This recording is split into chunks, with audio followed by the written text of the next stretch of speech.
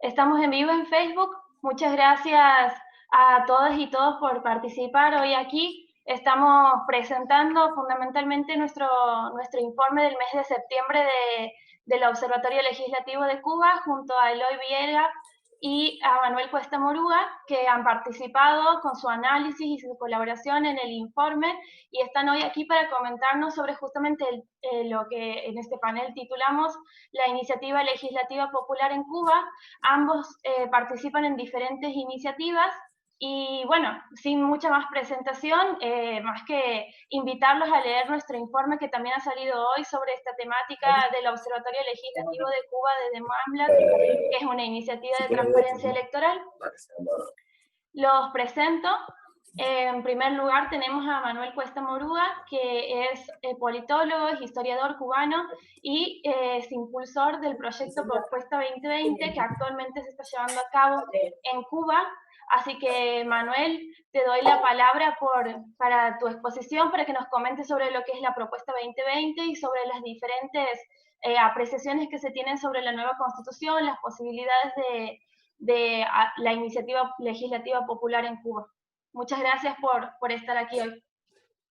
No, gracias por la invitación. Un saludo de nuevo públicamente a los que estén conectados. Un saludo a Eloy, saludo a ti y gracias a Transparencia Electoral por esta oportunidad para presentar propuestas de iniciativa popular, de iniciativa legislativa, propuestas desde abajo. Y justo nosotros estamos animando desde marzo de 2018 lo que llamamos la propuesta 2020. 2020 por aquello de la perspectiva abusada de la mirada exacta, potente, cristalina, que permite un mejor enfoque a los ciudadanos que decidan participar en él. Por eso se llama propuesta 2020. Ella surge en la estela, digamos, como consecuencia de toda la trayectoria de trabajo institucional que hemos venido desarrollando ciudadanos, grupos de la sociedad civil, activistas políticos, desde hace mucho tiempo. Lo más conocido fue justamente la propuesta o la iniciativa Auto 18. Y la propuesta 2020 arranca justo cuando termina la iniciativa Auto 18, que se convirtió en plataforma, pero en ese justo momento arranca la propuesta 2020 con, digamos, una perspectiva de participación ciudadana, institucional y constitucional. Recordarán que en aquel momento estaba en proceso la discusión sobre la reforma constitucional en Cuba, por la nueva constitución, y nosotros, los que animamos la propuesta anterior, dijimos, pues, vamos a poner en perspectiva esto, porque una reforma constitucional tiene que venir desde abajo, tiene que venir desde la ciudadanía, con el concepto básico de que las democracias fuertes se construyen desde abajo, allí donde hay democracia, por supuesto. Y la idea nuestra era que no podría haber un proceso constitucional legítimo si la ciudadanía no tenía la oportunidad de proponer y de hacer propuestas hacia esa reforma constitucional. De hecho, obviamente saben que la Constitución es lo que algunos llaman la Constitución de los 33, otros llaman la Constitución del Partido Único, pero la idea fundamental era empezar a utilizar la legitimidad que ya habíamos logrado con la iniciativa Auto 18 en la dirección de hacer propuestas de reforma constitucional. Y eso es la propuesta 2020. Trabajar desde la Constitución, desde la ciudadanía, desde abajo, con las herramientas que se conocen de democracia deliberativa. ¿Qué hicimos concretamente? Hicimos dos cosas fundamentales, que todavía continuamos, y es el núcleo duro de la propuesta 2020. La primera fue y sigue siendo constituir lo que llamamos mesas de iniciativas constitucionales, que eran y son reuniones de pequeño formato, donde amigos, vecinos, ciudadanos participaron en reuniones para redactar y hacer propuestas, escribir, primero conversar, discutir con las herramientas de la democracia deliberativa y hacer propuestas hacia esta nueva constitución. Pero no cualquier propuesta, una constitución es muy amplia, ¿no? Tiene las constituciones, sobre todo latinoamericanas, son muy profusas en articulado. De modo que en esa tradición no se trataba de trabajar con toda la constitución, sino con aquellos aspectos.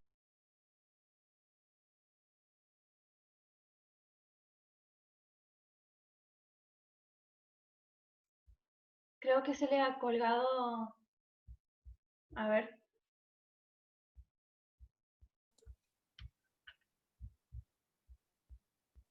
Manuel.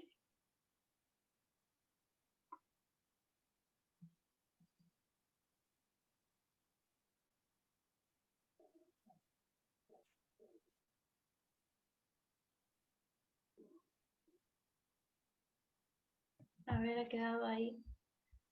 Bueno, mientras lo esperamos, les comento que también Eloy, que está aquí con nosotros, ha participado del informe de septiembre del Observatorio Legislativo de Cuba, y también él es abogado, es cofundador y asistente legal de la Fundación Colectivo Más Voces, y ha colaborado con nosotros en el análisis más que nada jurídico de todo lo que es la iniciativa legislativa popular en Cuba. Es por esto que lo hemos invitado también a participar hoy en este panel. Es un gusto tenerte con nosotros, Eloy, hoy aquí. Por favor, mientras vemos cómo recuperamos la conexión con Manuel, te doy la palabra, así vos también puedes hacer tu exposición en este momento. Muchas gracias. No, muchas gracias a ti, Valentina, y muchas gracias a Demo, a Amlatam y a Transparencia Electoral por la oportunidad que nos dan de conversar siempre de temas importantes, no solo para Cuba, sino para toda la región. Yo creo que el tema del fortalecimiento de los mecanismos de democracia directa y la participación popular no es solo una necesidad de espacios cerrados o de ambientes políticos cerrados como el ambiente cubano, sino también es una necesidad de ambientes donde hay democracia más consolidadas en el continente. Básicamente, mi aporte al informe de este mes del observatorio es más bien un aporte de lo que se puede llamar positivista, ¿no? Es un análisis más bien normativo de cómo está descrita la norma. Y aquí yo voy a continuar una idea que Manuel utilizaba y que yo creo que también es la base de la propuesta 2020. Se han incorporado, o sea, hay un fenómeno que está ocurriendo en Cuba y que yo creo, a partir de lo que he podido analizar desde el punto de vista de las condiciones cubanas, en Cuba se ha producido un fenómeno que es propio de la transición generacional. O sea, en Cuba, durante toda la revolución, vivimos un gobierno, si se quiere, eminentemente personalista, basado en la condición de líder de Fidel Castro, el líder histórico de la revolución, el comandante en jefe, que tuvo una manera muy personalista de dirigir el país, ajeno a la institucionalidad, incluso ajeno a la normativa. Básicamente, incluso hay profesores destacados de la Academia Cubana que llegaron a decir que Fidel en sí mismo era fuente de derecho, lo cual puede parecer un disparate en cualquier sociedad o en cualquier ambiente democrático o en cualquier Estado de Derecho, pero que en Cuba no había nada más sincero intelectualmente que decir que realmente Fidel dentro de Cuba era fuente formal del derecho. Eso no es discutible. Lo que ha sucedido es que con el traspaso de poder, ahí llegó Manuel de nuevo. Entonces, para terminar esa idea, yo creo que básicamente este proceso de nueva institucionalización, de este proceso de transferencia, ha venido acompañado de una necesidad de que el sistema se arrope y cree su propio ordenamiento y cree una imagen de ordenamiento sobre el cual pudieran montarse, porque la legitimidad personalista que existía antes con Fidel Castro hoy no existe. Hoy necesitan una nueva legitimidad. Y esa nueva legitimidad, básicamente, desde mi perspectiva, yo creo que la están intentando construir también desde el ordenamiento.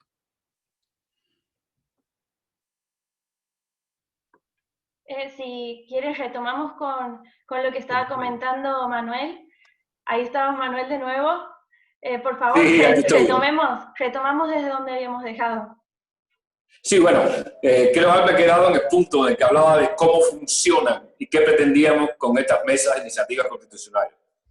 Era una conversación sobre la soberanía fundamentalmente, no sobre toda la Constitución, pues no tendría mucho sentido, sino sobre aquellos aspectos que tienen que ver con la legitimidad, justa a la que hacía referencia de alguna manera Eloy en lo último que escuché de él. Y esto para nosotros se resume en 6 artículos fundamentales en la Constitución cubana también era la misma cantidad de la Constitución anterior, pero aquí en esta nueva se resume ese artículo fundamental. El ejercicio fue muy bueno, inicialmente fue paralelo al mismo proceso de debate constitucional que hizo el gobierno cubano a través de sus mecanismos, y allí hicimos nosotros 6 propuestas en distintas mesas. Como parte de esta conversación hicimos 6 propuestas sobre 6 artículos fundamentales que tienen que ver con la soberanía. Artículo 1, artículo 3, artículo 4, artículo 5, artículo 229 y los artículos que permiten la reforma constitucional. Sabíamos perfectamente que en este proceso paralelo desde la ciudadanía y desde el poder, sabíamos perfectamente que el gobierno no iba a tomar en cuenta las propuestas desde la sociedad civil, mucho menos de la sociedad civil que no reconoce. Pero el ejercicio para nosotros era básico porque la Constitución era una Constitución cantada. Todo el mundo sabía que el Partido Comunista iba a tratar de controlar el proceso. Algunos se sorprendieron con que por primera vez la Constitución reconoce en el artículo 5 al Partido Comunista como partido único. Y esto es una novedad tardía, retardataria, pero es una novedad en el proceso constitucional. No era así en la Constitución de 76, reformada. Pero en todo caso eso era un índice de que estaba cantada la Constitución cubana y sabíamos los resultados. Pero lo fundamental era que, y es de cara a este proceso, que la Constitución nueva se ve obligada a reconocer determinados derechos. No de manera clara, en algunos casos, sin una definición precisa de qué derechos son, en otros casos tratando de escamotear con las palabras, pero fundamentalmente la Constitución reconoce una serie de derechos que permiten a los ciudadanos empezar a trabajar desde abajo para impulsar lo que estamos justamente impulsando ahora. Reformas constitucionales en aquellos artículos donde la soberanía del ciudadano quedó mediatizada. Y estos son básicamente el artículo 3, el artículo 1 y el artículo 5. Más bien el artículo 4, rectifico, el artículo 5 y el artículo 1. En estos artículos se resume la mediatización de la soberanía ciudadana. Y es un concepto que en Cuba tiene mucha tradición histórica, porque siempre a nosotros se nos enseñó aquello de la república mediatizada. Todo ese proceso de influencia a los Estados Unidos antes de 1959, que fue visto en Cuba mayoritariamente como una nación atrofiada o en todo caso mediatizada, que era el resumen de ese concepto. Nosotros retomamos esto de mediatizado para llevarlo ahora a la soberanía de los ciudadanos. Y aquí hay una serie de contradicciones fundamentales que son las que estamos poniendo sobre la mesa en estas mesas de iniciativas constitucionales. Hemos hecho propuestas para cómo creemos que deben ser reformulados los artículos que tienen que ver con la soberanía y al mismo tiempo generamos una conversación y una difusión de esto dentro de la ciudadanía, allí hasta donde podemos alcanzar. Tenemos permanentemente establecido más de 150 mesas de iniciativas constitucionales en todo el país que trabajan con estos pequeños formatos y al mismo tiempo, una vez que termina la Constitución, apelamos a aquellos artículos de la Constitución que nos permiten trabajar, que nos permiten recoger firmas. Y aquí hay un fortalecimiento de la iniciativa, de la posibilidad de la iniciativa ciudadana. Si en la Constitución anterior, digamos, estaba permitido, los ciudadanos podían, según el artículo 88, recoger hasta 10.000 firmas para hacer iniciativas de ley, ahora la capacidad de los ciudadanos para construir desde abajo se refuerza con el artículo 164, que recoge lo que aparecía en el 88 en la anterior Constitución, y ahora el artículo 227. El 164 permite recoger 10.000 firmas para propuestas de ley y el 227 permite recoger hasta 50.000 firmas para reformas constitucionales. Y esto es justo lo que estamos haciendo ahora. Paralelamente a la conversación en las mesas de iniciativa constitucional, pues estamos recogiendo firmas ciudadanas de cubanos dentro y fuera del país para impulsar reformas específicas a artículos específicos de la Constitución que tienen que ver con la soberanía. Si se define bien el juego de la soberanía ciudadana, entonces se puede pasar a construir una democracia basada en el Estado de Derecho. Por lo tanto, lo primero que estamos haciendo es justamente eso, discutir y presionar sobre el ejercicio de la soberanía ciudadana para lograr entonces las reformas que son fundamentales y abrir el debate político y la democratización hacia el Estado de Derecho y hacia otras necesidades de participación democrática para la ciudadanía cubana.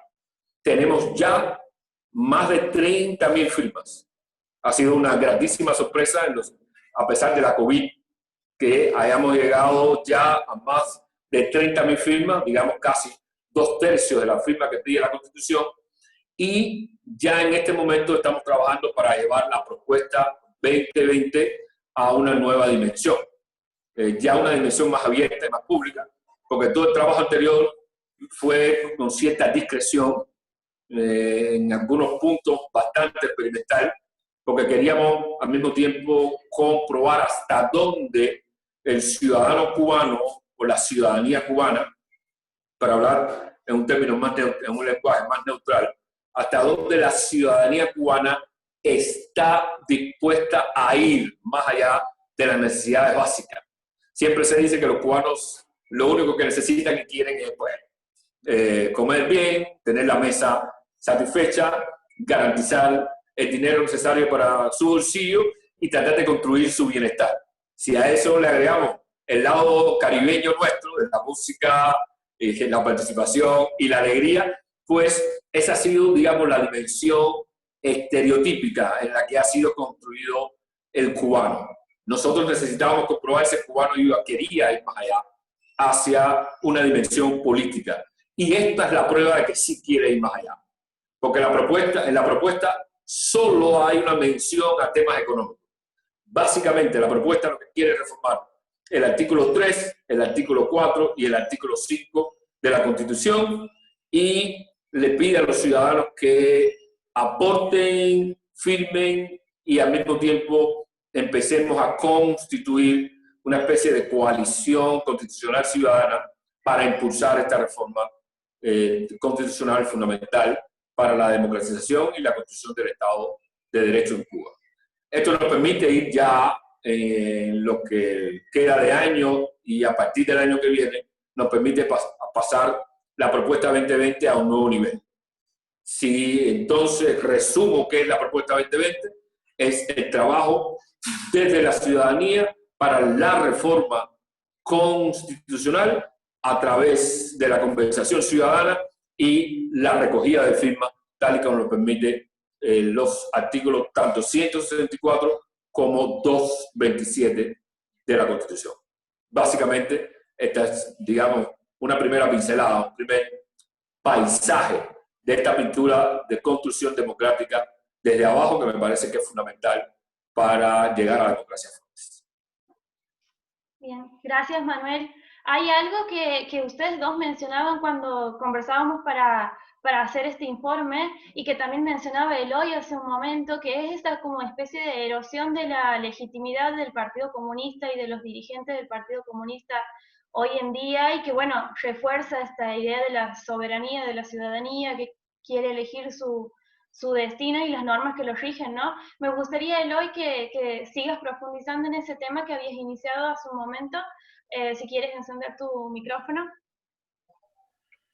Sí, yo decía ahorita, Valentina, aprovechando la ausencia de Manuel, no robamos espacio, era aprovechando la ausencia de Manuel. Que a mí me parece que en Cuba se está produciendo un fenómeno interesantísimo para los politólogos y yo que, si bien no soy un politólogo de formación, me acerco también a entender al ordenamiento como una expresión política o como el deseo político de una clase política que controla Cuba hoy, ¿no? Y básicamente eso es lo que he hecho en los últimos tiempos. Y yo creo que hay que analizar la situación en Cuba hoy a partir de ese proceso que se está produciendo, que básicamente es un proceso lógico, un proceso natural, que es un proceso de transferencia generacional. O sea, pasamos de estar controlados por más de 60 años por una misma generación, que fue esa generación que se le ha denominado generación histórica, que fue la generación que hizo la revolución, que fue la generación que impulsó el proceso revolucionario, y que es la misma generación que ha gobernado el país por los últimos 60 años, con intercambios personalistas entre Fidel y Raúl, básicamente. Y, por supuesto, después del año 2018, con la ascensión de Miguel Mario Díaz-Canel Bermúdez a primer secretario del partido. Lo que pasa es que esa imagen personalista, esa imagen histórica que podían utilizar para legitimar su poder, que de hecho era también parte del vocabulario común. Yo recuerdo que mi abuelo, una persona muy integrada también al proceso revolucionario de esa misma generación, decía que si queríamos hacer algún cambio en Cuba, mi generación, por ejemplo, lo que tenía que hacer era subir al Escambray o subir a la Sierra Maestra y alzarse y tirar tiros como mismo hizo la generación histórica. O sea, esa generación que contaba con ese caudal histórico, utilizaba ese caudal histórico para dirigir el país de la manera en que entendió. Por eso yo siempre he dicho que la institucionalidad nunca fue lo más importante en Cuba, el ordenamiento nunca fue lo más importante en Cuba, y de esos ejemplos hay cientos, desde Fidel creando órganos ad hoc fuera de la Constitución, no sé, que son más viejos que yo, recordarán en Cuba el grupo de apoyo al comandante en jefe, que era un grupo de apoyo que tenía Fidel, de gente relativamente joven, y que dirigía el país, o grupos paralelos como aquel grupo que era una institución en sí misma, que llegó a tener hasta un vicepresidente del Consejo de Ministros, que llamó Batalla de Ideas, que no eran más que programas sociales impulsados con dineros públicos, pero prácticamente fuera del control de cualquier institucionalidad. Y ahora mismo, esta nueva generación que asume el poder hoy, pues no cuenta con ese capital histórico, no cuenta con esa capacidad personalista, no cuenta con esos galones y tiene que generar alrededor de sí mismo un ordenamiento que les permita decir un nuevo concepto, que les permita crear un nuevo concepto, disculpe, que es lo que ellos han denominado Estado Socialista de Derecho.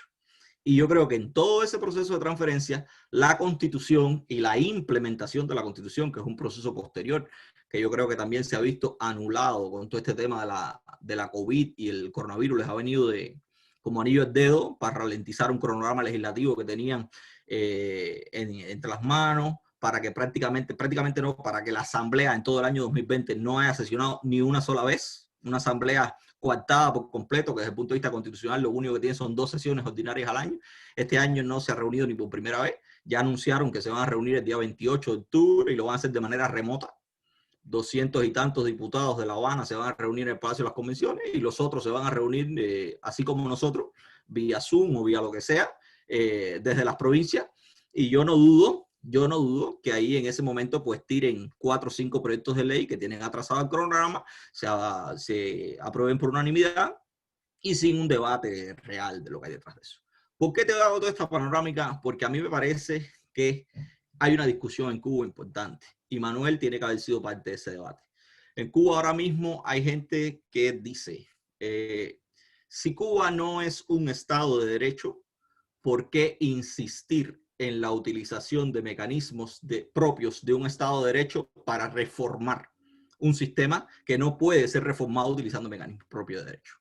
Y por otra parte, hay gente que impulsan propuestas como la de Manuel, que están diciendo, es verdad, en Cuba no hay un Estado de Derecho, es perfectamente discutible que usted intente utilizar el derecho para reformar, porque el poder no descansa en la ley, el poder no descansa en el derecho, el poder descansa en una clase política que puede ser el partido, lo cual también empieza a ser discutible.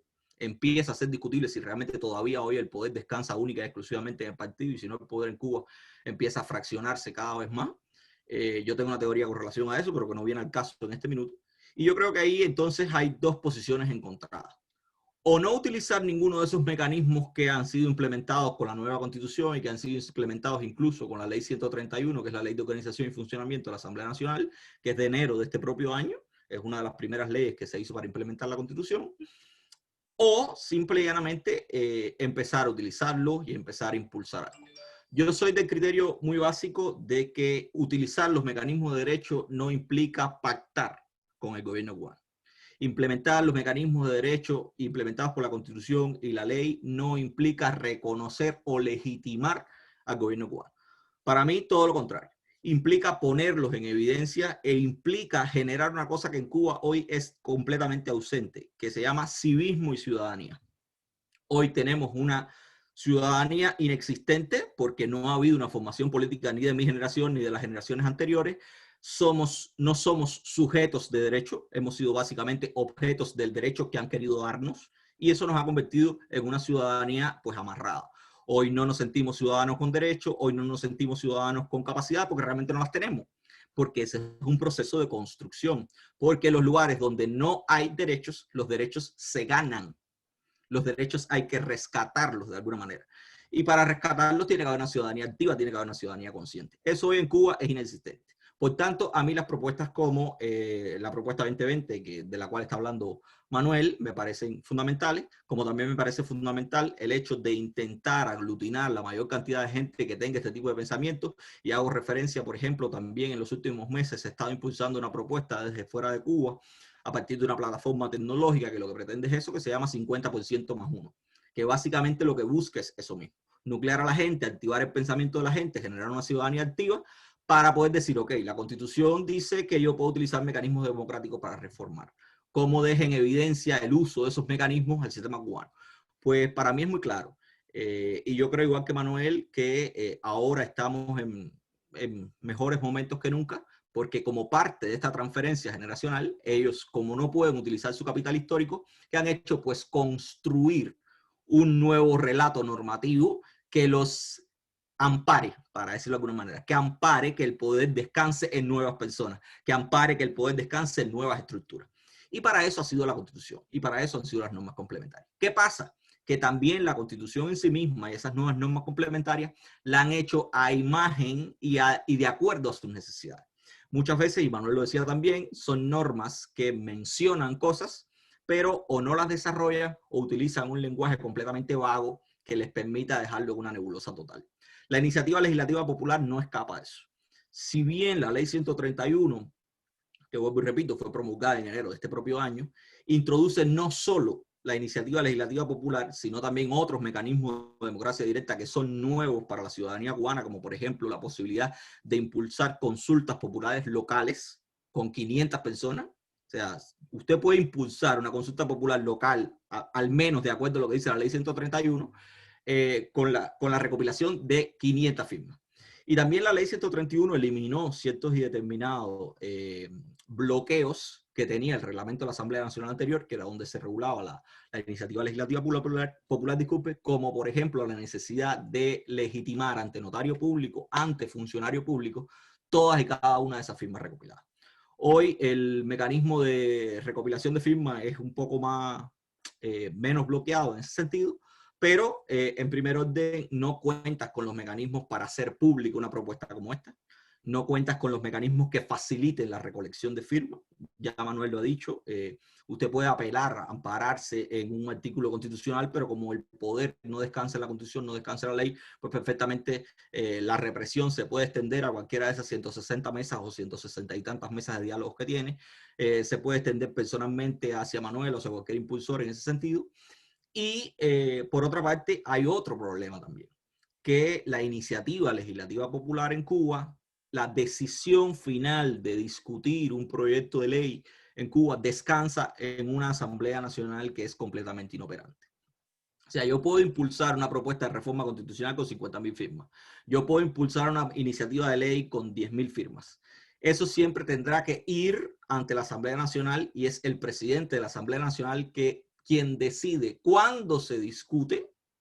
O sea, no es solo si se discute, no es cuándo se discute, y lo cual complejiza el asunto porque una Asamblea Nacional que se reúne 2 veces al año o que apenas se reúne, como hemos visto en este 2020, pues eso ralentiza también una situación. Y en segundo orden, también está el tema de quién evalúa el cumplimiento de las formalidades de esa iniciativa legislativa popular.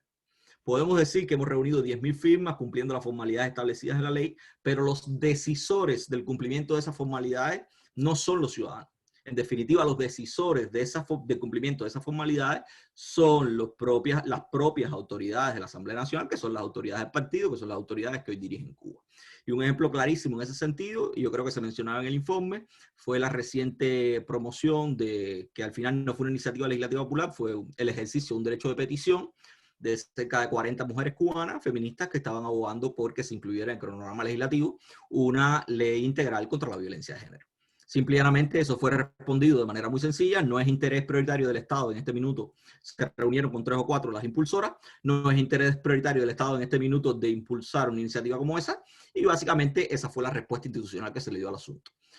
Ahí, vuelvo y repito, también queda un escollo importante, sobre todo con el tema de la iniciativa legislativa popular, que es un rezago que tenemos del reglamento, y es que el reglamento establece como requisito la presentación de un documento que se llama fundamentación. En el caso de la iniciativa legislativa popular, en el caso de la reforma constitucional no lo deja claro, pero en el caso de la iniciativa legislativa popular establece un requisito que se llama demostrar las gestiones que se han hecho con los organismos rectores de la actividad que usted pretende regular. Es algo así como que la ley te obliga, siendo tú un impulsor de la iniciativa legislativa popular, a si tú estás proponiendo una iniciativa de ley de salud pública, pues demostrar que tú fuiste al Ministerio de Salud, que tú fuiste a las autoridades de salud y conversaste con ellas los pros y los contras de esa iniciativa legislativa popular. Por supuesto, ese es el bloqueo fundamental porque es un requisito indispensable desde el momento en punto de presentar la fundamentación, es un requisito formal indispensable, pero que elimina el carácter popular de la iniciativa. Porque desde el momento en punto en que usted está obligando al ciudadano a intercambiar con el Estado, un Estado que no ha regulado, y por eso es que usted impulsa una iniciativa diferente, pues usted está abstrayendo completamente el carácter popular de la iniciativa. Todos esos son problemas formales detrás de la regulación de la iniciativa en sí misma, que vuelvo y repito, hoy está bastante más clara en esta ley 131 que es de enero. Pero ahí detrás empiezan entonces, desde mi punto de vista, y yo creo que Manuel lo puede explicar mucho mejor que yo, empiezan a jugar entonces los resortes del poder real en el poder. ¿Qué garantías tiene la ciudadanía de que una vez impulsado un proceso de iniciativa legislativa popular o un proceso de reforma constitucional, en este caso, que es lo que pretende la propuesta 2020, pues sea un proceso escuchado, sea un proceso que se implemente, sea un proceso que se discuta, sea un proceso al que se le dé voz a la ciudadanía y se le permite presentarlo en la Asamblea Nacional? Hoy en Cuba esas garantías son inexistentes. Pero ahí es donde empieza a jugar, yo creo que la lógica propia que tienen que seguir la utilización y el impulso de estos mecanismos en ambientes totalitarios como el cubano.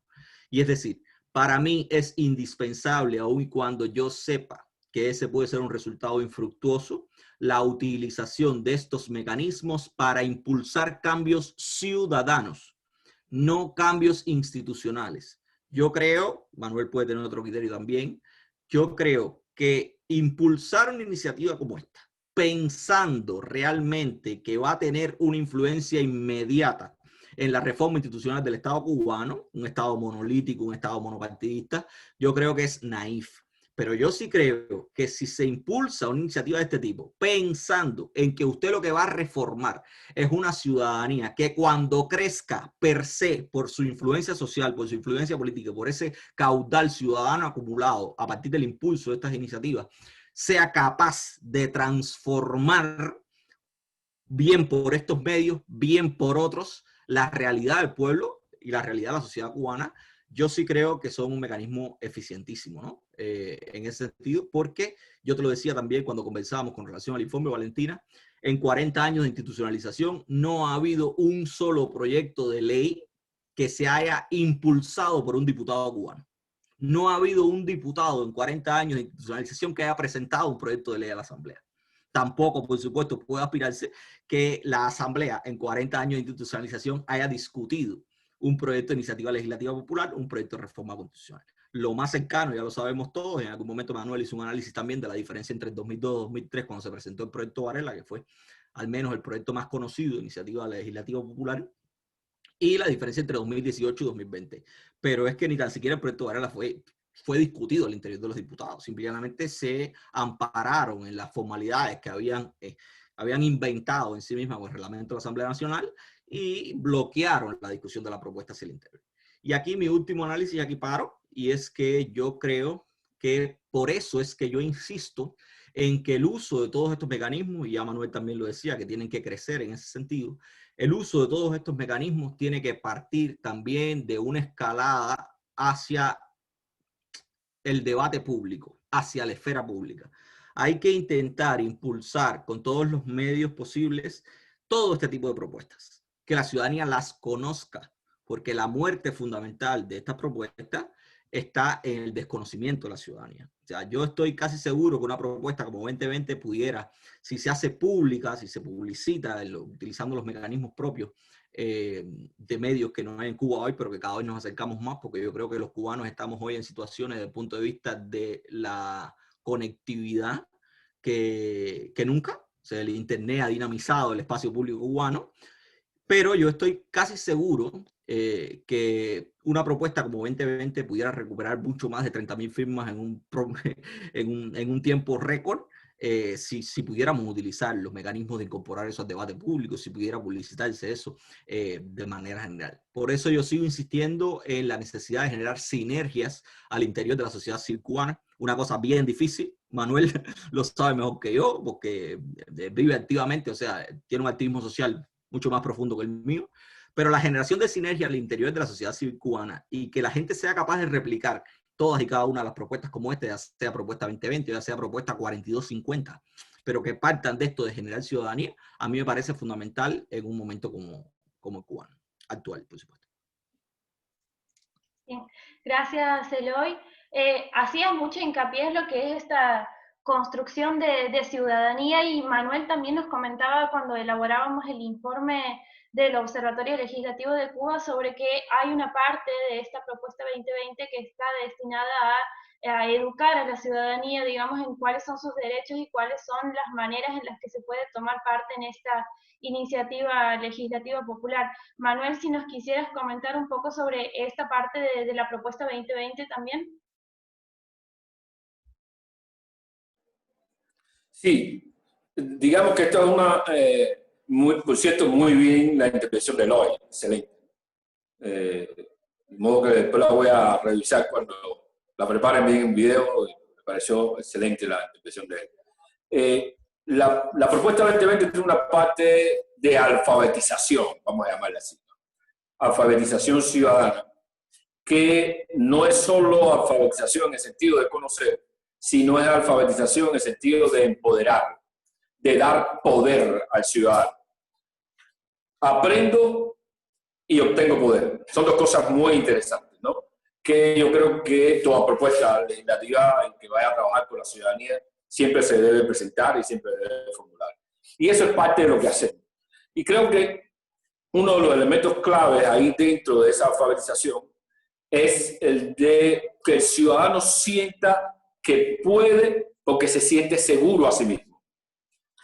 Y ahí la mención que viene siendo el hoy de todo lo que recoge, por ejemplo, la ley 131, más la mención de lo que recoge la propia Constitución, más la mención de las garantías, por ejemplo, de la ley de procedimiento penal y la propia ley penal, más las limitaciones, pero al fin y al cabo, lo que favorece la ley electoral, genera lo que nosotros llamamos un blindaje a la ciudadanía para ejercer entonces sus derechos de manera concreta, activa, a través de iniciativas y de acción. De modo que aquí van dos cosas muy paralelas. Lo que es el aprendizaje de la ley, la creación de cultura legal y cultura constitucional, al tiempo que el ejercicio de los derechos que esas leyes te reconocen. Es una especie de ciudadanía en progreso, una especie de ciudadanía en movimiento, que aprende en el aula y se expresa a través de acciones cívicas y de acciones de demanda de cambio y de reforma constitucional. Y yo creo que esto nos ha dado muchísimas opciones, porque a mí siempre me ha parecido que una iniciativa de cambio en Cuba no puede estar divorciada o separada de la psicología social del cubano. Pretender una fórmula de cambio que se separe de la psicología sociales cubanos no es una buena avenida para llegar al éxito, para llegar a buen puerto, cuando uno pretende determinados cambios. Y una de las cosas que hemos identificado es que muchos ciudadanos ya están frente al Estado, y eso es un primer paso para construir ciudadanía. Es decir, que cada individuo, cada cubano y cada cubana se ve a sí mismo frente al Estado. Pero una de las cosas que hacen falta para esto es que el ciudadano sienta las seguridades. ¿Por qué voy a dar este paso? ¿Y qué garantías tengo yo de que al dar este paso tengo defensas legales y defensas constitucionales para ejercer y defender mi derecho? Hay una cosa fundamental, Eloy lo decía de otra manera, de una manera mucho mejor formulada, pero a mí me parece que hay una cosa clave de entender aquí y de por qué el uso de la ley, el aprendizaje primero, el uso de la ley después y de los artículos de la Constitución dan poder a la ciudadanía y no legitiman al Estado. Y el hecho concreto es que al gobierno cubano no le gusta que los ciudadanos ejerzan los derechos que la Constitución les permite hacer y les reconoce. A ellos no les gusta. ¿Y por qué razón el gobierno cubano no le gusta que los cubanos y las cubanas hagan uso de los derechos que la Constitución que ellos mismos hicieron les reconoce? Por dos razones fundamentales. A mí me parece una clave, es lo que yo llamo la legitimidad improbable del régimen. Este régimen no tiene legitimidad probable. Primero, porque el Partido Comunista no representa a las mayorías. Eso es fundamental. El Partido Comunista es una minoría que domina sobre mayorías sociales, por cierto, muy diversas y plurales. Y esto no hay manera de solucionarlo si no hay una reforma que establezca el pluralismo y el pluripartidismo. Ahí no hay legitimidad posible para este gobierno. Un segundo elemento para esta legitimidad improbable es que el gobierno cubano por sí mismo no está en capacidad de satisfacer las demandas de la gente. La capacidad y la oferta del régimen frente a las demandas de la sociedad cubana están estructuralmente limitadas. Hay que apelar aquí a las remesas que envían desde el exterior, hay que apelar al turismo, hay que apelar al mercado informal, lo que popularmente conocen como mercado negro, para reproducir la vida de cada familia. De manera que hay una limitación estructural para el gobierno en su capacidad de satisfacer a la gente. Este es un segundo elemento de legitimidad improbable. Un tercer elemento es que la sociedad cubana es plural. Ya hay una pluralidad presente en el espacio público, una diversidad riquísima. Y eso no puede ser recogido por un solo partido. Esa pluralidad tiene que tener su reflejo en las estructuras del Estado. El Estado real en Cuba no representa la sociedad real cubana. Y esto no le permite ninguna construcción de legitimidad al gobierno cubano. Y la cuarta, pueden haber otras tantas, pero para mí estas cuatro son fundamentales, es que después de la generación histórica a la que hacía referencia Eloy, esta generación tiene que legitimarse por el voto. Y ninguno de los que están en la representación de la República de Cuba, ninguno ha sido electo por el pueblo. Y eso fue una demanda, por cierto, muy interesante cuando el anteproyecto de Constitución, en esos momentos de discusión del anteproyecto, muchos ciudadanos dijeron, perfecto, después de Fidel Castro nosotros queremos elegir. Y eso es un cambio interesantísimo en la sociedad cubana que nos está diciendo que a partir de 2008, 2009, 2010, ya con mucha más claridad en esta etapa, el Estado tiene que reconstruir su propia legitimidad frente a los ciudadanos. Y eso es lo que le da valor justamente a iniciativas de esta magnitud, porque ponen en evidencia, primero, que estamos frente a un régimen que se comporta por debajo de su estatuto constitucional. El gobierno no respeta absolutamente ninguna de sus leyes. No respeta los derechos que reconoce la ciudadanía. Y hace lo que se hacía antes, que es gobernar por decreto, no por un proceso legislativo y representativo amplio. De modo que En este momento hay muchas mejores condiciones para poner en evidencia a ese rey. Segundo, hay un punto clave. Hay que poner en evidencia la contradicción constitucional misma. Hay algunos que generosamente han dicho que esta nueva constitución es una constitución híbrida. Por un lado, establece un Estado totalitario claro, partido único, artículo 5, y por otro lado reconoce derechos ciudadanos, que aparentemente no están vinculados a la ideología del Estado. Esta contradicción, yo no creo que sea una constitución híbrida, pero esta contradicción tiene que ser solucionada, que es la contradicción que existe entre el artículo 5 de la Constitución, que dice que el Partido Comunista es único, marxiano, marxista-leninista, y es la vanguardia de todos nosotros, y el artículo 3 que dice que la soberanía reside en el pueblo. Si la soberanía reside en el pueblo, ¿quién decide? ¿Quién decide qué? O el Partido Comunista o el propio pueblo. Y eso es una contradicción que hay que poner en evidencia y con claridad en procesos de iniciativa legislativa, de reforma constitucional, que vengan desde abajo, desde el barrio, la esquina, la calle, los vecinos y la gente.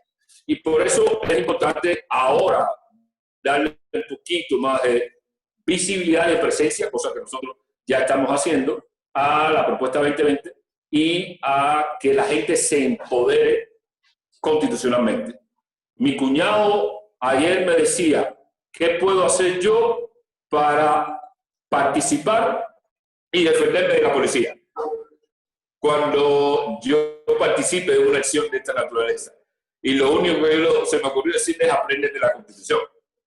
Y frente al Estado, dile que tú tienes derecho a la libertad de expresión, manifestación, asociación y movimiento, y defiéndelo, porque es el Estado quien los está violando. Y ese tipo de empoderamiento, que es parte de la cultura cívica a la que hacía referencia Eloy, es una de las cosas en las que hay que trabajar con mucha profundidad, pero al mismo tiempo movilizarlas en dirección al cambio efectivo y al cambio democrático real. Gracias, Manuel. Ahora le paso la palabra un momento a Leandro Querido, que nos está acompañando aquí, director ejecutivo de Transparencia Electoral, que les quiere hacer una pregunta a ustedes. Gracias, Leandro. Gracias, Valentina. Bueno, súper interesante lo que estamos escuchando. Un saludo, aprovecho para enviarle a Manuel, un gran amigo, siempre agradecerle por su predisposición, y a Eloy, ¿no? Que no lo conocía tanto como a Manuel, pero realmente es una grata sorpresa toparse con una persona muy joven y con mucha claridad conceptual, ¿no? Realmente un panel de lujo, y estaba haciendo, en definitiva, algunas, a medida que escuchaba las intervenciones, me surgían algunas inquietudes, ¿no? Porque los que trabajamos, por ejemplo, todo lo que tiene que ver con elecciones en Cuba, en regímenes totalitarios o autoritarios, nosotros lo que advertimos es que se apodera, ¿no?, el régimen de un concepto, que es el concepto de elecciones, y lo vacía de sentido, ¿no? Bueno, lo mismo pasa en estas descripciones que hacían los panelistas, con todo lo que se relaciona con el poder legislativo, ¿no? Es decir, hay una Asamblea Nacional, hay diputados, asambleístas, que se reúnen muy poco, por lo que comentaban, 2 veces por año, que, como bien decía Eloy, no hay un caso concreto de un diputado que en 40 años haya presentado un proyecto. Por lo tanto, nuevamente aparece este escenario de vacío, de sentido, ¿no? Bueno, hay una Asamblea Nacional que no cumple con su función por lo que decía justamente Manuel, ¿no? Porque carece de legitimidad. Y cuando nosotros analizamos un Congreso, una Asamblea Nacional, en realidad no solo se ocupa un Congreso, una Asamblea de las sesiones ordinarias, ¿no? Una vez por semana generalmente, sino que detrás de esas sesiones ordinarias hay un gran trabajo de una institución legítima que tiene que ver con reuniones de comisión, con audiencias públicas, con actividades que tienen que ver con incidir en el debate público, cuestiones que hacen a una sociedad diversa, plural, a un Estado de Derecho, a una república. Bueno, nada de eso ocurre, por lo tanto, quedan al desnudo todas las limitaciones que tiene el poder legislativo en Cuba, ¿no? Es muy interesante la experiencia 2020, planteaba recién Manuel el tema de las 30.000 firmas, y como pregunta, ¿no? Digo, porque algo han comentado acerca de una nueva sociedad cubana que está reclamando cada vez con más consistencia sus derechos, cómo están trabajando ustedes, líderes de la sociedad civil, cómo están trabajando las contradicciones del propio régimen. Mi pregunta es, ¿cómo, más allá del acto quizá manual, de la firma, de la mesa en una determinada esquina de un barrio, que sabemos que en época de pandemia y COVID-19 todo esto se ha complicado, digo, ¿hay margen para incorporar tecnología en los procesos de recolección de firma, teniendo en cuenta que, como decía él hoy Internet, más allá de las limitaciones y los bloqueos, es un mecanismo de socialización importante? Digo, ¿hay forma de vulnerar esos límites y poder utilizar herramientas como se usan en las sociedades abiertas, como por ejemplo change.org, en donde la ciudadanía evita todo lo difícil que es juntar firmas y lo hace quizá a través de su aparato celular, ¿no? Digo, ¿esto es posible? ¿Cómo lo ven ustedes? Es una pregunta quizá muy puntual luego de una introducción un poco larga. Gracias. Bueno, no sé si me adelanto el hoy con esto, ¿no? Pero sí, yo creo que el uso de las redes sociales, el uso de Internet ayuda muchísimo a potenciar iniciativas como esta. Nosotros tenemos claramente la mayor cantidad de firmas recogidas para la propuesta 2020, la hemos recogido a través de change.org. Para quien tiene acceso a change.org, pone Cuba en plural, en búsqueda. También se le puede enviar el link, obviamente, para facilitar el asunto, pero pone Cuba en plural en change.org y allí va a poder firmar sin problema. Y esa ha sido la mayor cantidad de firmas acopiadas. Esa ha sido la herramienta para acopiar la mayor cantidad de firmas. Por supuesto, recogemos firmas de manera tradicional también, físicamente. Una planilla, una hoja y activistas que van en distintos lugares acopiando esas firmas. Pero sí lo hacemos a través de change.org y ya se puede hacer desde Cuba con VPN. Hay una gama, una cesta amplia de VPNs, la mayoría de los cuales dan acceso a change.org, por ejemplo, que está bloqueado aquí, o en algunos casos ABA también está bloqueado para otros actores. Así que con VPN es una manera también de empoderamiento digital de los ciudadanos y los activistas, porque con VPN también se puede acceder, obviamente, a otras páginas, se tiene una conversación más privada, menos vigilada, no quiere decir que totalmente falta con claridad o con absoluta protección, pero sí mucho más privada, y a partir de ahí los ciudadanos pueden acceder y firmar. Constantemente hay, digamos, sin mucha visibilidad y sin mucha publicidad hasta ahora, todos los días van firmando entre 10 y 15 personas en esta página. Y no le hemos hecho toda la publicidad que merece y que hoy muy bien describió como opción y como necesidad anteriormente. De modo que ahí sí pueden firmar los ciudadanos y eso va empoderando. Lo que lleva, digamos, a un punto que ya en su intervención Eloy mencionaba, que era la viabilidad de la recogida de firmas para un cambio real de la situación política del país. Eso es una conversación abierta. Desde el momento que existen mecanismos de participación plural y ciudadana, se abre la posibilidad de la sorpresa, que es la posibilidad política por excelencia. Donde no hay posibilidad de sorpresa, probablemente no hay cambio en ningún lugar. Pero ya recoger firmas, mecanismos de participación ciudadana, abre la posibilidad de la sorpresa. Y está claro que esa sorpresa hay que ponerla en el contexto cubano. Un Estado fuerte, grueso, grasiento, atrofiado, con un músculo duro, un músculo débil para nutrir al país, un músculo duro para reprimirlo, pero yo creo que poniendo en contexto este proceso de participación, ya sea en iniciativas legislativas o de reforma constitucional, yo creo que no se debería pensar solo en lo que sería la cifra legal o la cifra constitucional. Hay que ir a la cifra política. Y hay una diferencia entre las tres.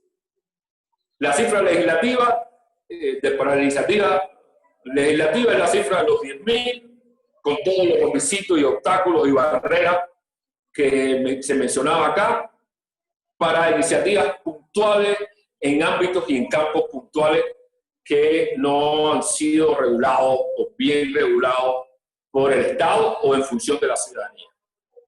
La cifra constitucional es la de 50.000. Pero está claro que de un régimen anquilosado e inquistado como el régimen cubano, las cifras legales y constitucionales no son suficientes para impulsar un cambio. Eso es evidente. Son como que el primer piso, si se quiere, o el segundo piso, si se quiere, de un alto edificio que hace falta de construir para la democracia. Hay que ir a la cifra política. Y entonces aquí el valor fundamental que tienen las cifras legales y constitucionales, que son dos. Uno, movilizar el resto. Dos, legitimar la acción ciudadana, que es un elemento clave. Si aquí ningún diputado jamás ha presentado una ley, en todos los años, vamos a partir del año 76 hasta la fecha, no ha presentado un solo proyecto de ley, si la Asamblea Nacional no ha discutido realmente propuestas de ley, porque aquí gobierna el Consejo de Estado, si gobierna el Consejo de Estado a través de decretos leyes, está claro que hay un vacío de legitimación ciudadana para impulsar cambios inmensos. Y ese vacío de legitimación ciudadana hay que llenarlo. Y no es lo mismo que 50.000, por poner la cifra constitucional de ciudadanos, digan al Estado, nosotros somos actores legítimos desde la propia Constitución para hacer propuestas de cambio. Ya eso es una primera ganancia que hace irreversible, ya sea a través de la represión o ya sea a través de otros mecanismos, la acción ciudadana misma. Una vez que se logran 50.000 firmas o una vez que se logran 10.000 firmas. Se requiere, por supuesto, todo un trabajo contextual de refuerzo para que este proceso tenga mucho más solidez y mucho más arraigo. Pero si se construye esta legitimidad, una narrativa, y pasa al debate público, se convierte en una de las tendencias del debate público, cualquiera sea la reforma legislativa, cualquiera sea la reforma constitucional que se proponga, yo creo que se habría construido ese primer suelo hacia la legitimidad de la ciudadanía para impulsar cambios. Pero lo resumo.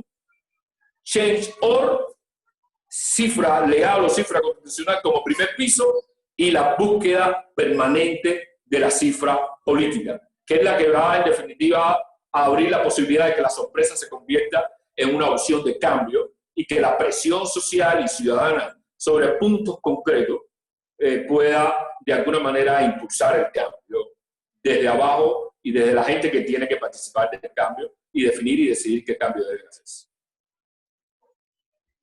Gracias, Manuel.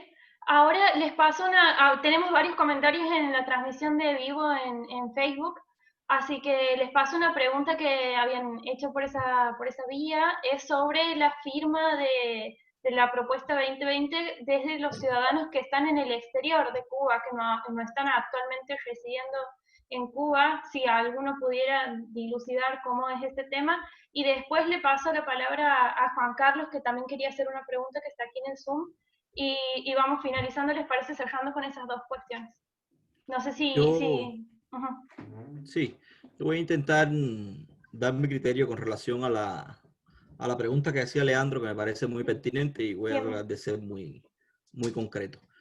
Yo creo que en Cuba, yo lo decía, ¿cuál es el ropaje que tiene hoy por hoy de legitimidad? ¿Cuál es el ropaje que está intentando crear el gobierno cubano o el régimen cubano, como querramos llamarle, para garantizar eso que Manuel tanto insistía, su legitimidad? Primero, yo tengo una pequeña discordancia con relación a Manuel en el tema de cuál puede ser el origen de la legitimidad del gobierno cubano actual. No es el voto, definitivamente no es el voto, porque ellos no han querido, incluso nunca quisieron, a pesar, y Manuel lo decía también, a pesar de que fue una petición importante en los debates constitucionales, nunca quisieron establecer la elección directa de los más importantes cargos del Estado, porque sabían que se la jugaban. Por lo tanto, no están buscando su legitimidad con relación al voto porque saben que el voto les puede pasar la cuenta. Por tanto, la legitimidad que están buscando es una legitimidad de mano puesta en el hombro, que es lo que sucedió. Y es aquella frase genial de Raúl, que quedará para la historia, de Díaz-Canel es el sobreviviente de esa generación de cuadros que formamos y que nunca llegaron a terminar su formación.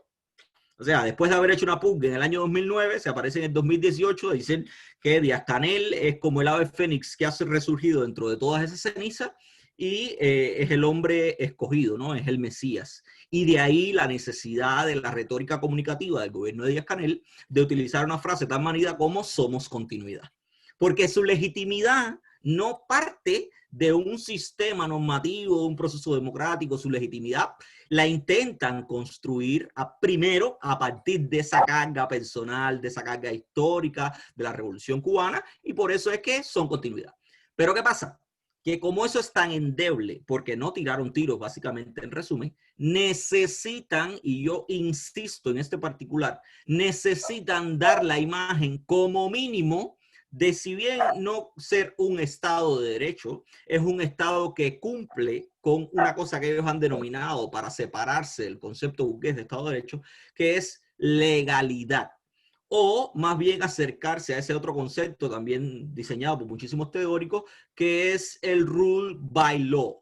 No the rule of law, que está más vinculado al concepto de Estado de Derecho, sino the rule by law, un Estado que tiene sus marcos dentro de una ley, aunque él mismo sea el que gobierna la ley.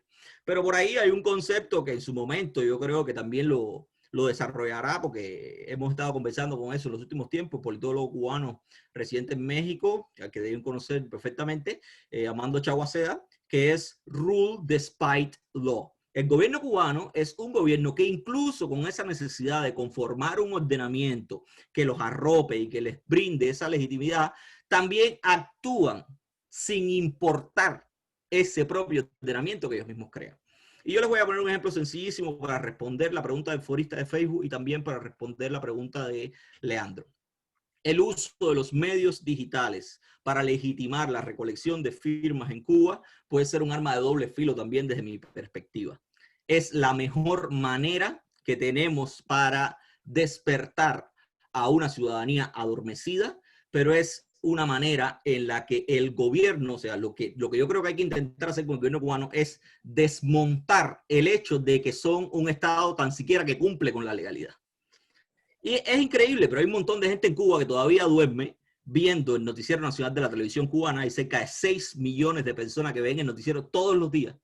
Hay cerca de 6 millones de personas que siguen teniendo esa como su única vía de información y que siguen estando recibiendo única y exclusivamente esa información monopólica que les viene de cerca de que el Estado cumple con la ley y que todo funciona acorde a una ley. Y lo cual es también medianamente real, pero es una ficción también, porque cuando tienen que separarse de la propia ley que ellos aman, también lo hacen. Ejemplo clarísimo lo tenemos el fin de semana. Fin de semana pasado, un fin de semana lúdico, 10 de octubre, una fecha de la independencia nacional, y barrieron con toda la noción de derechos humanos que podían tener, porque utilizaron incluso civiles, una práctica también antiquísima, pero que parecía dormida. Utilizan civiles para limitar derechos de la gente. Entonces, Leandro, el uso de, por ejemplo, Change.org tiene un problema, primero tiene un problema que es que está bloqueado en Cuba, y aun y cuando Manuel habla del uso de VPN, los usos de VPN son para una generación millennial como la mía, que entonces ya no llevaría solo alfabetización ciudadana, sino también llevaría alfabetización digital. El usuario promedio de Internet no le interesa qué cosa es un VPN, no quiere saber qué cosa es un VPN. Se pueden imaginar un usuario aletargado como el cubano que está 50 años detrás en cuanto a la comunicación. Hoy para el cubano el Internet son las redes sociales, el mecanismo de comunicarse. Acceder a través de un VPN a una herramienta online para recopilación de firmas es un problema. Pero el problema más grave no descansa ahí, sino que yo creo que para desmontar esa imagen del gobierno cubano, de que no es un gobierno que se rige por la ley, es indispensable ir más allá de la simple recolección digital de firmas. ¿Por qué? Porque yo creo que cualquier iniciativa que se impulse en Cuba utilizando la propia ley tiene que cumplir como requisito mínimo, tiene que intentar cumplir todos los requisitos formales que están establecidos en la ley, para que no sea rechazada por cuestiones formales.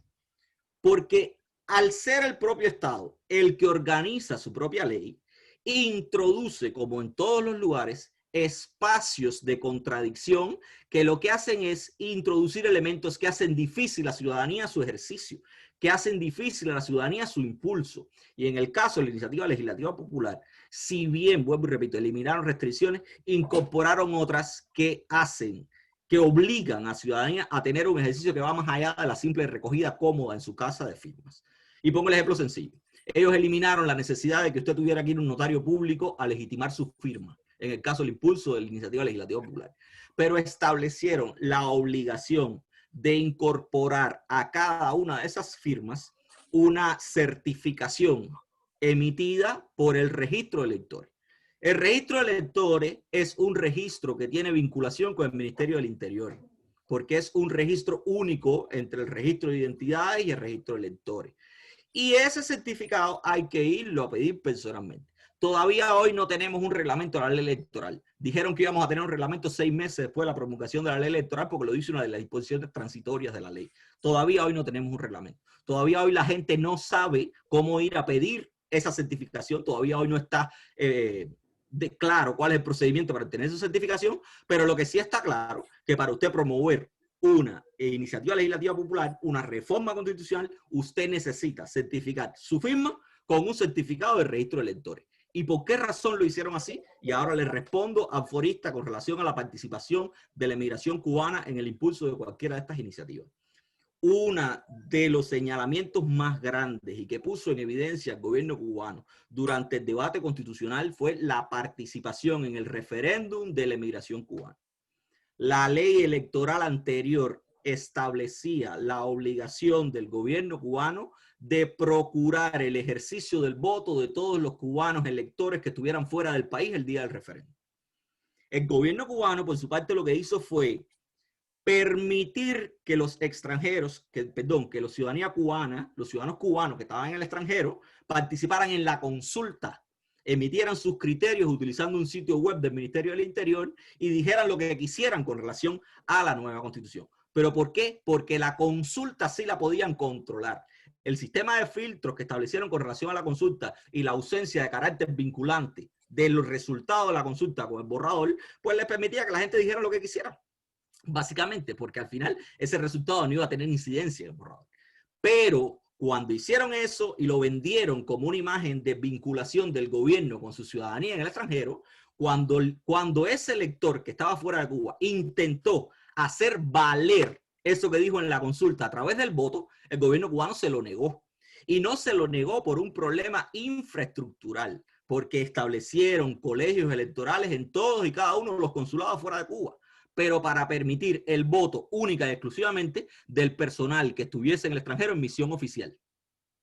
Por tanto, ahí hay un punto en el que pasaron por encima de su propia ley. Eso demuestra que es un sistema que no se rige necesariamente por la legalidad. El poder no descansa en la ley. El poder descansa en otros resortes que yo no tengo por qué explicarlos porque son muchísimos y que básicamente se basa en el hecho de que es un país dirigido por una clase política de manera así muy libre, muy totalitaria, para decirlo de alguna manera.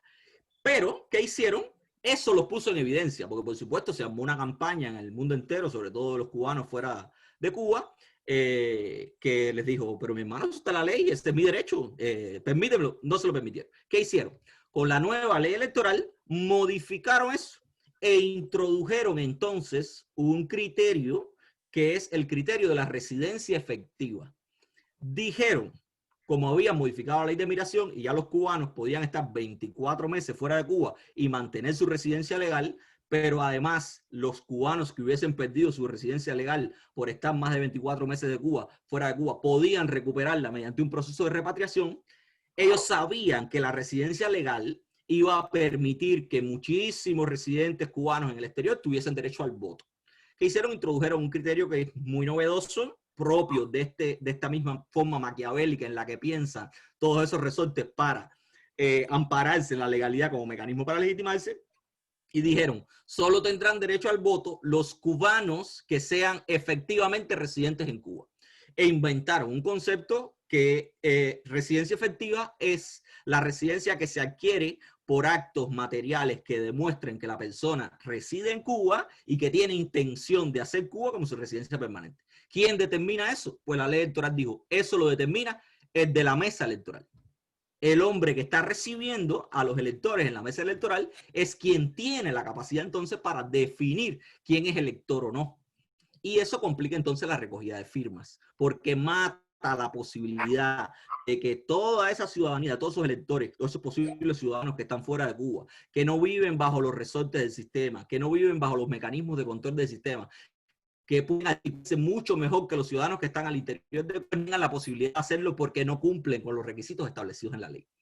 Y asimismo sucede con el tema de la recogida de firmas digitales, porque el tema está en que si usted no obliga a la ciudadanía a traspasar esa comodidad, si usted no obliga a la ciudadanía a ir al Ministerio del Interior a pedir una certificación, porque eso es lo que van a hacer, porque como el registro de electores tiene vinculación con el Ministerio del Interior, al final lo que están obligando es que al ciudadano que quiera participar en una iniciativa de esa, pues vaya al Ministerio del Interior y le diga, deme a mí una certificación que me certifique como elector.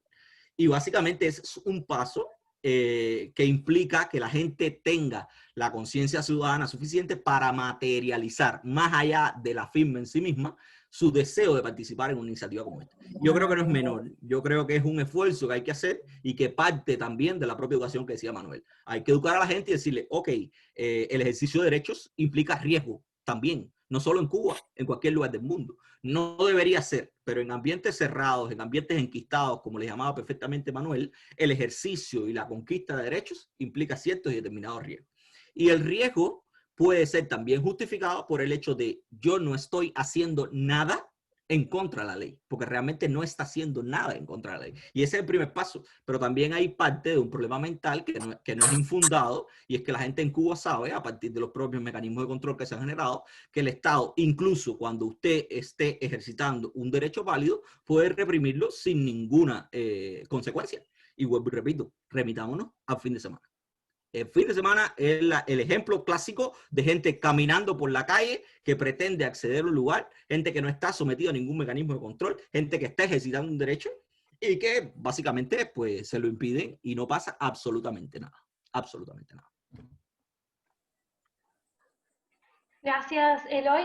Le damos un momentito a Juan Carlos la palabra. Por favor, si puede ser lo más breve posible, lo más concisa la pregunta. Sí, gracias, sí. Juan Carlos. Sí, buenas noches, por favor. Buenas tardes, disculpen. Mira, después de escuchar a Eloy, de una manera me ha destruido las preguntas. No es que me las haya respondido, es que me las destruye, me deja... Yo tenía una introducción, porque mi introducción tenía que ver con esas cosas que planteo ahora. ¿Por qué no hay un juez que actúe de oficio ante las arbitrariedades que ocurrieron el fin de semana sin necesidad ni siquiera que haya una denuncia?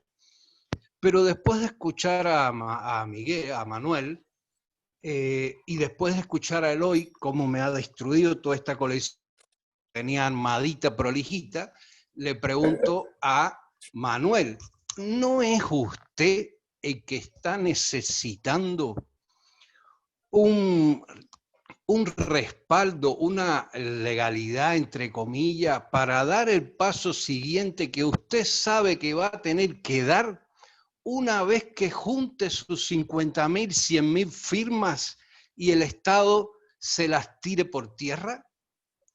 Repito mi pregunta. Después de escuchar el hoy, y esto probablemente usted lo sepa, usted puede juntar 1 millón de firmas y el Estado cubano no le va a dar, en Argentina dirían, ni bola a esa firma. Van a buscarle la quinta pata al gato para que eso no valga. Por lo tanto, ya usted tiene que tener trazada una estrategia de lo que va a tener que hacer después. Resumo. Esa estrategia que va a tener que hacer después, ¿no es conveniente empezar a hacerla ya? Es una pregunta, sí. Manuel. Sí, gracias por la pregunta y muy bien que se enfoque en ese conflicto que hay entre, uno, la falta de precisión de la ley, dos, la voluntad política del Estado de respetar su propia ley y tres, la falta de cultura ciudadana. Ahí hay un conflicto que es justo el conflicto que permite construir la ciudadanía. A mí me gusta ponerlo así.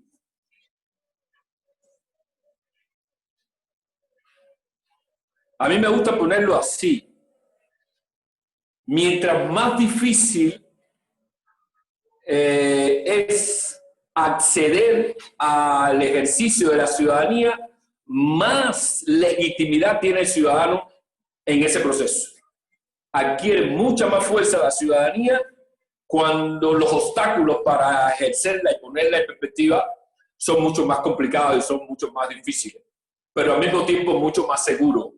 Y aquí hay un elemento clave.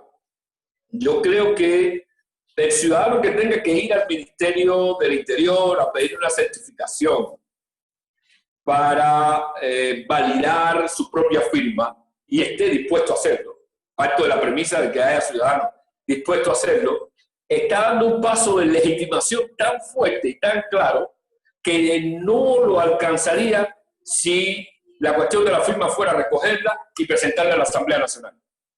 Ahí habría un vacío tremendo.